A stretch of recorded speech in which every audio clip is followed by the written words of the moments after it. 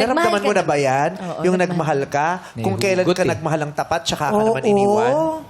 Di ba naman po? Never ka pang na-in love? Na-in love naman na. Nagka-relationship ka na? Hindi po. Nandigaw lang po. Na-busted ka na ba? Yes po. Yes.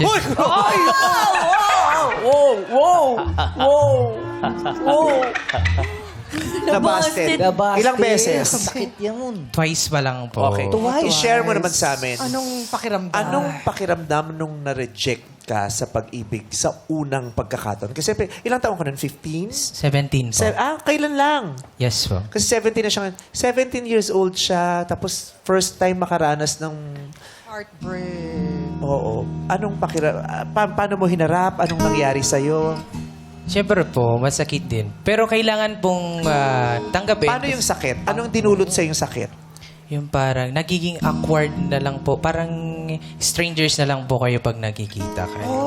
Iniyak mo siya? Hindi naman po. Ano yun, nawala ka ba ng ganang kumain? Ayaw mo lumabas? Natulog ka na lang ng Ayun, natulog na lang po. Hindi mo iniyak. Of course. Tapos Ikaw, nung Mia? nagkikita na kayo, awkward na.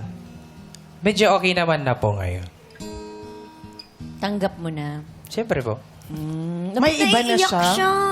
Hala, naiiyak siya. Di po ako naiiyak. Hindi siya naiiyak. Ikaw yun. Huwag mo pinoproject sa ibang tao yung nararamdaman. Pinapasa mo kay Marky yan Ikaw tong basa yung mata. Tingin. Ba't naiiyak? Ba't kaya siya naiiyak, Ryan? Ryan, ano ba kasi sinabi mo? Darating din yun. Ito naman, iniiba yung punchline. Hindi naman yung sagot. Iniiba yung punchline. Okay, relax ka lang dyan, Mr. Abalos.